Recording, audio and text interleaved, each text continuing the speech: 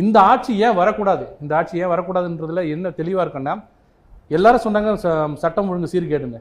சட்டம் ஒழுங்கு சீர்கேடுன்னு 2 வகை இருக்குது. ஒன்று வந்து சட்டம் ஒழுங்கு கெட்டு போச்சுன்னா அதை நிவர்த்தி பண்ணக்கூடிய திறமை யாருக்கு இருக்குன்னா உள்துறை அமைச்சருக்கு இருக்குது, உள்துறை அந்த டிபார்ட்மெண்ட்டுக்கு இருக்குது. இப்போ என்ன பிரச்சனை தமிழ்நாட்டில்னா, கொலை நடப்பது பிரச்சனை இல்லை, கொலை எல்லா இடத்துலையும் நடக்கும், எல்லா ஆட்சியும் நடக்கும். அந்த கொலைக்கு உண்டான ரியாக்ஷன் இருக்குது பாருங்க, அடுத்த நாள் போய் சொல்லும் போது அது அப்படி தான் நடக்கும் அப்படிங்கிற ஒரு ஆட்டிடியூட் இருக்குது பாருங்க போலீஸ் மத்தியில். அவர் கல்யாணம் அருமையாக சொன்னார், போதைப்பொருள் வந்து இப்போ இந்த 4 வருஷமா நம்மக்குள்ளே நடிச்சுக்கூடாது, இல்லைன்னு. இப்போ நீங்கள் ரோட்டில் நடந்தீங்கன்னா மெட்ராஸில் கிடைக்கிறது இல்லை, குக் கிராமத்தில் கிடைக்குது. ஆனால் கிடைச்ச உடனே நீங்கள் போய் கம்ப்ளைண்ட் கொடுத்தீங்கன்னா உங்கள் பேரை எதுக்கு வாங்குறாங்கன்னா கம்ப்ளைண்ட்டுக்காக வாங்கலை, உங்களை அடிக்கிறதுக்கு பேர் வாங்குறான். வாங்கி முதல்ல கொடுக்கறது போலீஸ்.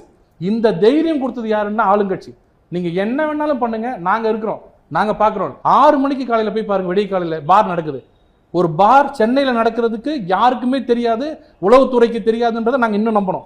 ஆனால் இதுதான் வந்து சட்டம் ஒழுங்கு சீர்கேடு. ஏன் நைட்டு 10 மணிக்கு மூட சொல்கிறாங்க, 12 மணி 1 மணிக்கு தான் கிடைச்சதுன்னா குற்றம் அதிகமாக இருக்கணும். இப்போ 24 hours திறந்துருக்கு.